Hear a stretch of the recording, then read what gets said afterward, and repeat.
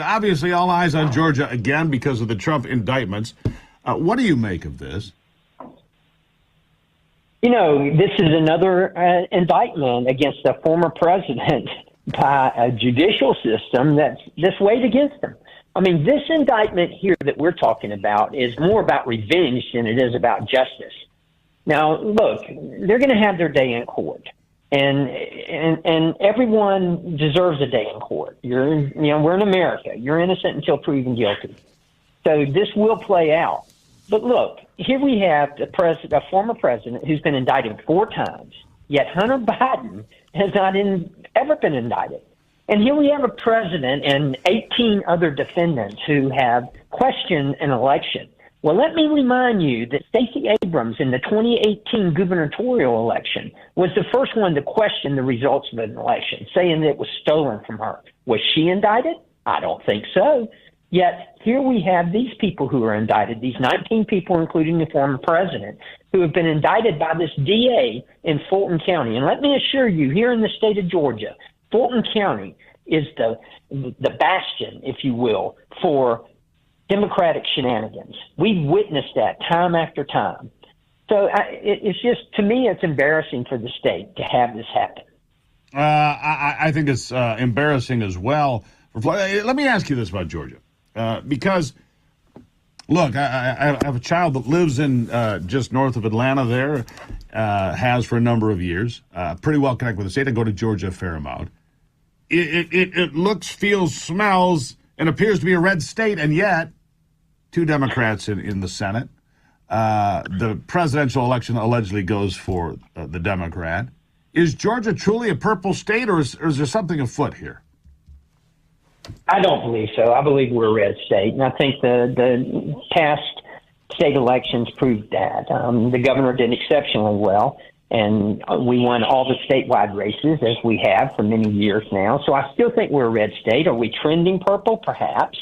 We got a lot of people moving in, and when they move in, they take politics with them. We get that. We understand that. We don't like it, but we understand it. And that changes the dynamic somewhat. But we're still a red state. Look, Herschel Walker, a good friend, and I like him a lot, but it just didn't work out. I mean, he came close. He came very close, but it was just we've learned a lot of important lessons, I think, through all this. And then, the upset whenever Kelly Loeffler lost, whenever David Perdue lost, both of those were, I think, the results of some of the leftover effects of the 2020 presidential election, and people didn't get out to vote and like they should have. So, it's just one of those situations where we find ourselves with 2 Democratic senators in a red state, and that's got to change. And I think it will change. It'll change in 4 years when John Ossoff is up for re-election. I think that we'll have a credible candidate who can win. Well, I hope that's true, because obviously Georgia is pivotal in national politics. I can't believe that you have the 2 senators that you do have. But the re-election rate of senators is better than 90%. So it's not like it's an easy task to remove them at all, in fact. So just hypothetically speaking then, Fulton County is a wild card, but all things being considered equal, Trump v. Biden again in 24, which right now looks possible. I don't think Biden's going to make it, but let's just say for the sake of argument, Congressman, that they do make it back. What happens in Georgia? Well, that's a good question. I think it'll be very close again, as it was last time. I do think President Trump, because of Bidenomics. Look, when I'm in the district, and as you know, we're out of Washington right now. We take the month of August off as our break. We're back with our constituents. I'm not hearing from my constituents about what the former president may have done after the 2020 elections. What I'm hearing is Bidenomics. And in the state of Georgia, particularly in South Georgia, where I have the honor of representing, in the coast of Georgia, Bidenomics is a 4-letter word, and it's not a nice word.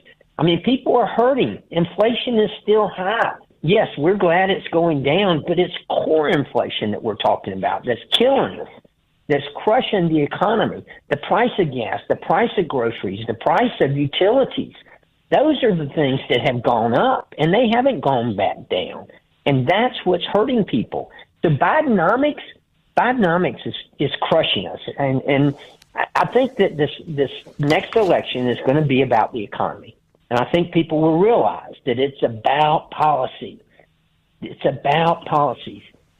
Yeah, elections have consequences. I agree with you on that. It's about policy. It's about people not being able to fill their gas tank without saying, man, that really hurts. It's about, I just talked about this. How much can you eat for $100 at the grocery store? Can you feed yourself? How about a family of 4? Good luck, right? $100? You can't buy anything.